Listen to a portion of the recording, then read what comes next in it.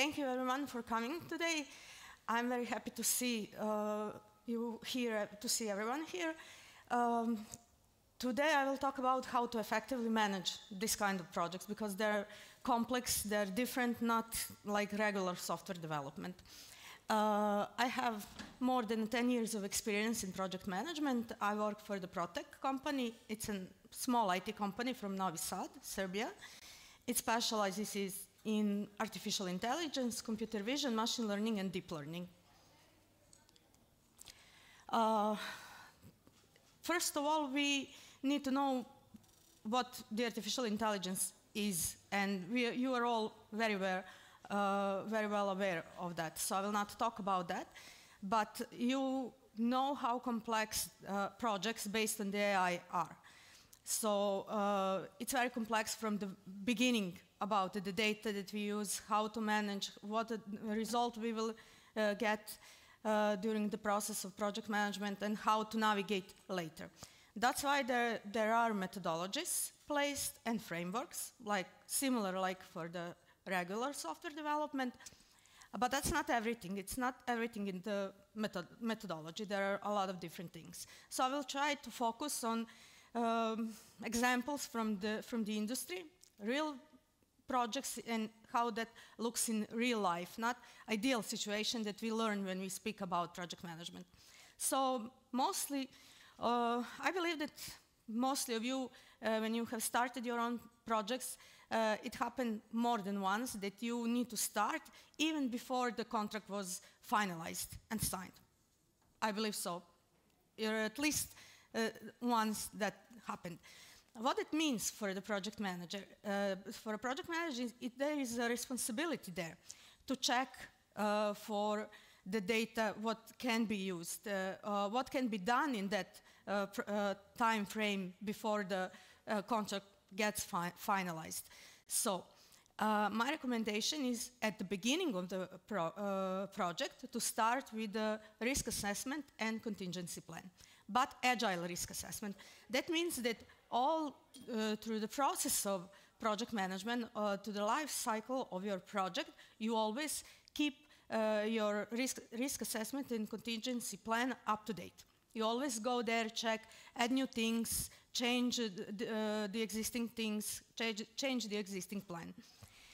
And I would like to focus more on that because that's important from my professional experience. When we talk about risk assessment and that contingency plan, first we need to address the quality of the project that we are doing. Yeah, it's okay. We can go and understand AI technology. It's pretty much the same. But when we understand the quality of what we are doing and what we need to deliver, there are things that how we will do the metrics, what the metrics will be, what the client will expect from us, and so on. And when we say it's high risk and it's not that important for something to happen, we name the person responsible for that, and we create some action plan for that situation. Also for delivery, because also I believe that many of you had a situation when you couldn't deliver something on time. So we need to address that at the beginning. So if we have short time latency, a weak latency, or even more. So how we handle that? Mostly my recommendation would be to, when you see that will be a possibility of latency, to inform your client or partner or whoever is on the other side, stakeholders, probably and always is someone who gives you the money, and talk about that, because then you will find out what's important to the client. And based on that, you will adapt your sprint, or if you're using Scrum or whatever methodology that you're using. So that's delivery. The next very important thing is also security, to address all the types of security breach that might happen when you deliver the project or anything else. And absence. From my point of view, very important. When you talk with your stakeholders or with your CEO, CTO, they will look you and say, okay, that's just if main lead developer is not here for unexpectedly for 1 week, we will replace him with someone else or something like that. But when you have a plan in front for situations like that, you are not stressed when that happens, because everyone can get sick or something like that and be absent unexpectedly. So always have the plan for that and be prepared. And change it, because team is changing, so keep it agile.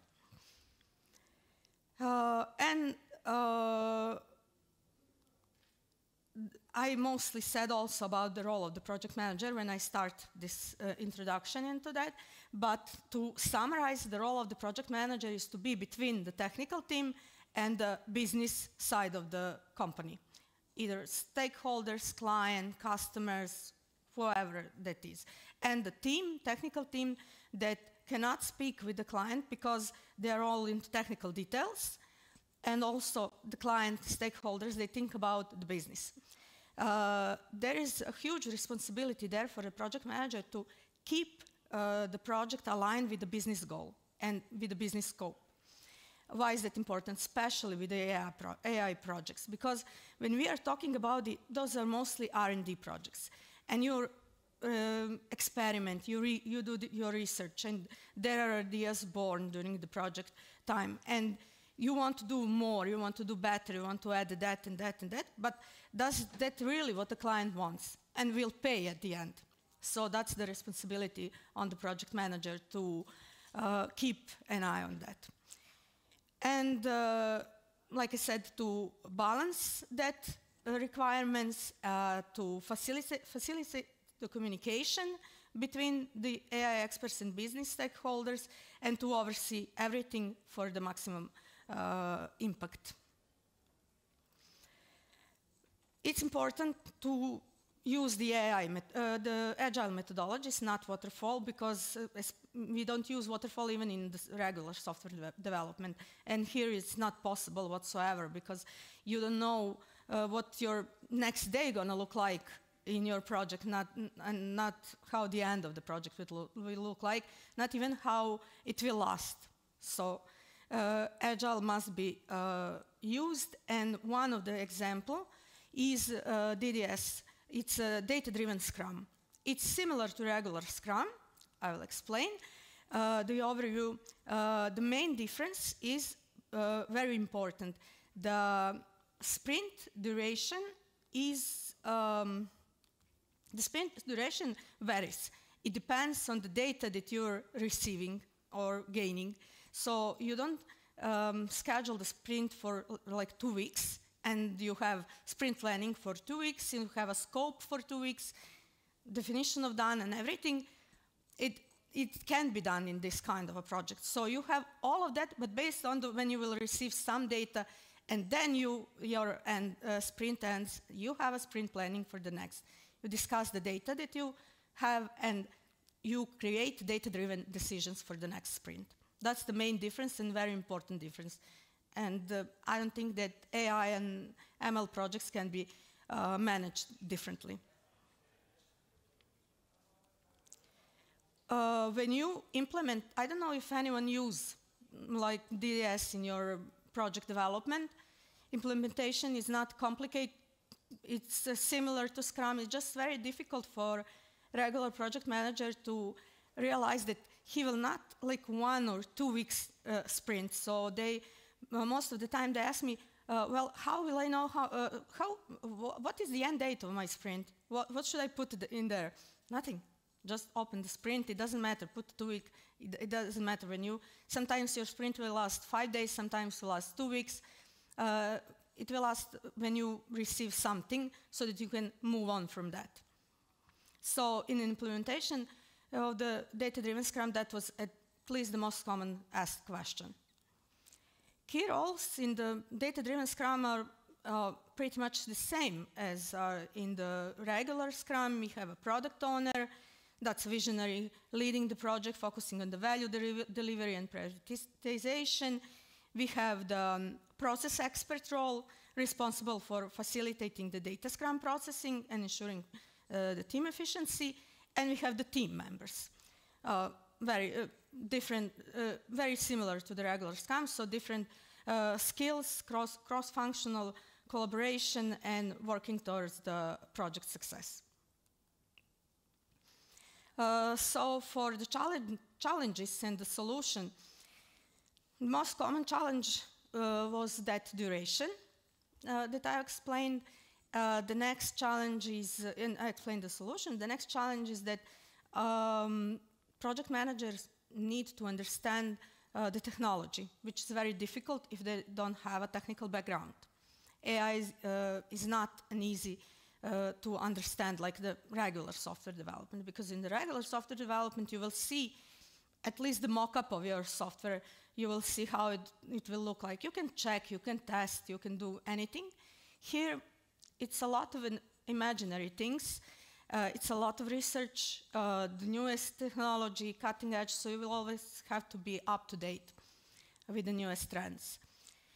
So, and that iterative learning is also very important. The team members, when they learn something, to share among others, so that if some person A learns something, to share with others, so that all in the team knows about the newest trends. I selected 3 use cases. I was supposed to have a client of mine here today, but he couldn't make it from the US. He works in the marine industry, and we work together on autonomous boat driving, to say it like that. So first thing first, always it's the annotation process. This sprint planning was to identify the scope, tools and methods. We did the data collection, preparation, we executed the sprint. Like I said, the duration varied based on when we received the annotated images, when we checked and got the results. Pretty much it's the same for object detection in real time. We set up the goals. We identified the key components. We identified, for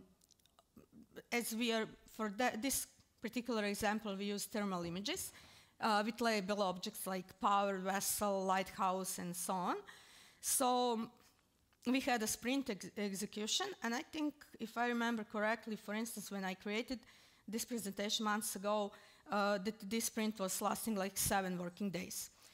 And we got the result that YOLO version 5 outperformed other YOLO X. I think it was used for some, in terms of some parameters that we set to be in the metrics. So we gathered the feedback, and we made a decision based on the results, and we created the next sprint after that, and created the goals for the next sprint and so on. Similar to the object classification, we had, at that point, collected, for that particular sprint that I used as an example, we had approximately 50,000 labeled thermal images. We categorized objects into relevant classes like sailing boat, powered vessel, and so on. We had a sprint execution. We got the results, and based again, YOLO version 5 showed higher precision, recall, and so on. So basically, based on that data, we created and planned the next sprint. So it sounds pretty much easy. It's not in real life when you're using it. And it's always about the Scrum. You can use the Scrum in 10 minutes and you think you can use it, but you need at least 5 years of experience using Scrum to be able to be the good Scrum Master or product owner. Here is the same. It sounds very easy. You do some work, define the goal, metrics, you do some work, you have the results. Based on them, you create the next decisions. Pretty simple, but it's not in the practice.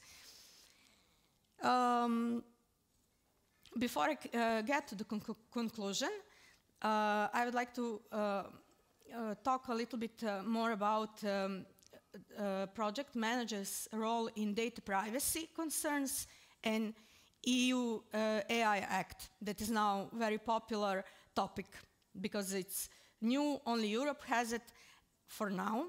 And the fun fact is that in the US, there are 12 times more startups than in the Europe, AI startups than in Europe, and US doesn't have any AI Act like that written. It's not the reason why they have 12 times more. It's the Silicon Valley and a lot of sponsorship funding opportunities, but still they do not have.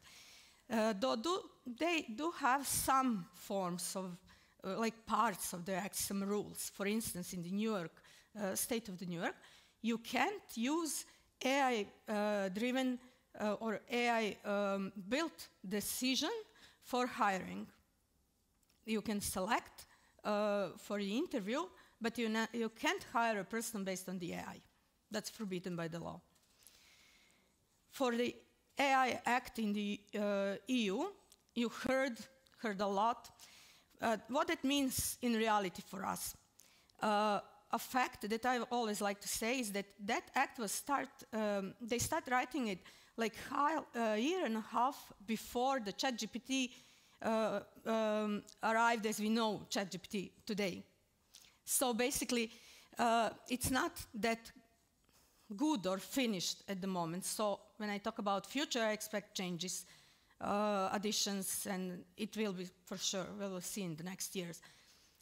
One thing, for instance, they scare us about a lot of penalties. There is a lot of money involved. But even if you do all the things, all the documentation, there is no known knowledge where you can submit your documentation. For now, the official statement is that of the European Union is that each country needs to regulate that for its own. But for now, including Serbia, even if it's not in the EU, we don't have any regulations where we can submit the documentation. From the practice, it's very important for me to emphasize how difficult it is to address what entity you are. I don't know if you checked the act and you have your own projects or you work as an outsourced company, doesn't matter. Probably you don't have just one project, you will have more than one project. So you need to identify every one of them and to see, are you a solution provider or a manufacturer? It's not easy. Lawyers can't help you enough because they don't understand the technology and you can't understand the act from the lawful point of view. So you need to work together. For me, that was the first challenge, to identify the entity. And then you have the compliance checker, and later it's not that difficult. An example I will give you when we touch the privacy data. For instance, if you, like we in Protec, have our own product for age and gender and emotion detection. If you open that compliance checker, immediately you're into the forbidden group. But if you check the Article 5 and read about that, you will see that they mean biometrical identification. Okay, we don't use biometrical identification. We just check person's gender, age, and emotion, and we send that data as metadata, anonymous data. So we don't do biometrical identification, and then we are out of scope. We are not in either of the 4 risk categories. So you need to be, I gave an example, but you need to be very careful when you think about your data from the ethical point of view and privacy point of view. Are they private really? Or they're anonymous, not private. So there again, that act is all based on the risk assessment. It's a risk-driven act. And when the documentation is done, we will see where we can submit it, probably soon. And we also expect from other countries to create their own acts. For the privacy, you all heard about GDPR. You are aware that other countries in the other continents have their own policies. They are pretty much the same. They always user-oriented. To protect user, opt out, give them the opt-out option, tell them the location of the data, who is the processor, and how they will delete the data and so on. But there are slight differences. In America, there is a Californian CCPA. They're consumer-oriented. They created their privacy towards the consumers to protect them.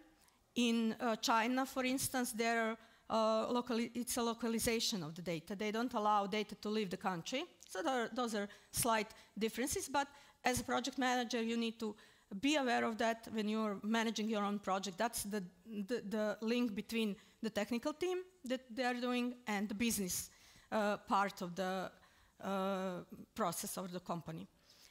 So for the privacy, I don't expect any changes in the future. For the ethics, yes, very much, and also I expect other countries to create their own. And that would be my presentation all about. I would like to thank you.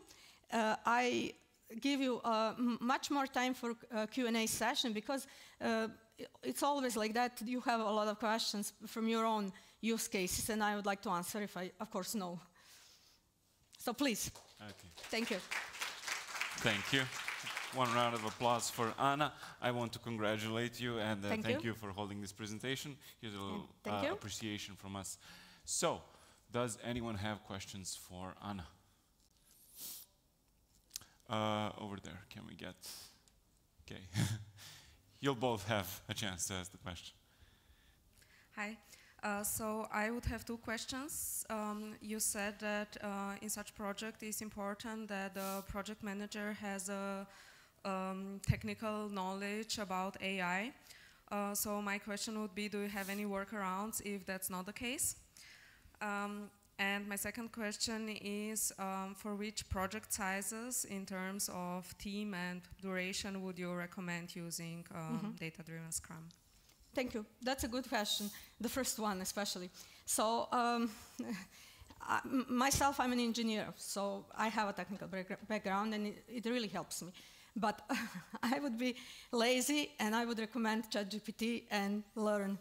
And it depends how fast you can learn. But you can use ChatGPT to learn a lot about the AI, because you can ask the precise questions, you can limit the answers, so use that. And for the team size, and it's manageable.